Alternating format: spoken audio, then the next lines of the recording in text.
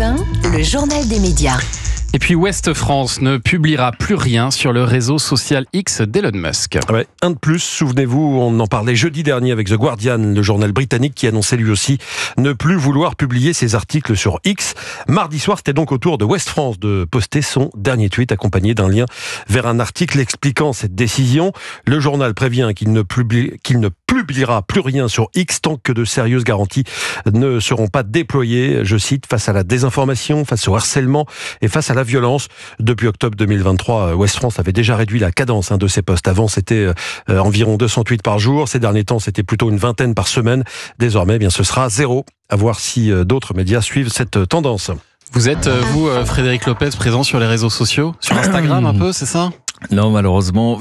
Oui, effectivement, il y a un Instagram, un Facebook. C'est vrai qu'il y a des extraits de l'émission. Vidéos de temps en temps. Voilà, de temps en temps, je m'adresse au public. Mais c'est vrai que c'est assez compliqué pour moi parce que je donne beaucoup dans les émissions. Je filmais au réveil, en terre inconnue.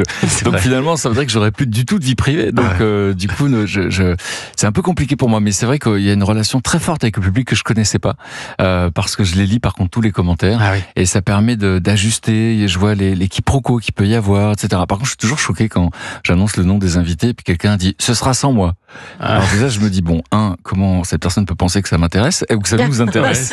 Et deux, je trouve que c'est un comportement bizarre parce que l'émission elle est là pour montrer que les gens sont pas comme on imagine. C'est ça, pour les découvrir autrement. Et c'est ça. Et souvent le complément qu'on fait avec l'émission c'est marrant, j'ai mes machins et bidules et pas trucs chouettes. Mais finalement j'aime bien trucs chouettes. Bon, et puis alors cette semaine, Julien, on a assisté au tournage d'un jeu qui nous a rempli de nostalgie. Le Big Deal, effectivement, va bientôt faire son grand retour après 20 ans d'absence. Ce sera sur RMC Story début 2025. Mathilde Vaux s'est rendue sur place pour Culture Média et quand elle est arrivée sur le plateau, elle a pu constater que rien n'avait changé. Le décor avec les fameuses briques rouges, les gaffettes et Bill l'extraterrestre, toujours incarné par Gilles Vautier. Bon, de toute façon, leur présence faisait partie des conditions pour que Vincent Lagaffe, l'animateur mythique du jeu, accepte de reprendre les commandes du Big Deal. Il nous a confié au micro d'Europe 1 comment s'était passée cette reprise avec le premier tournage de l'émission. Un grand kiff. Mais vraiment un grand kiff et une très belle émotion. Un public chaud, des candidats hyper alertes, une production qui m'a suivi les yeux fermés. Donc beaucoup d'émotions dans cette première. Vous savez combien de personnes se sont inscrites pour être présentes à la première session d'enregistrement?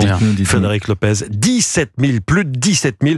Bon, il n'y aura pas de place évidemment pour tout le monde. En ce qui concerne la date de diffusion, elle sera révélée prochainement. On sait que c'est début 2025, mais on n'a pas la date exacte pour l'instant. Ce sera a priori en prime time, du coup, sur cette chaîne RMC Story. Merci beaucoup Julien pour ce journal des médias.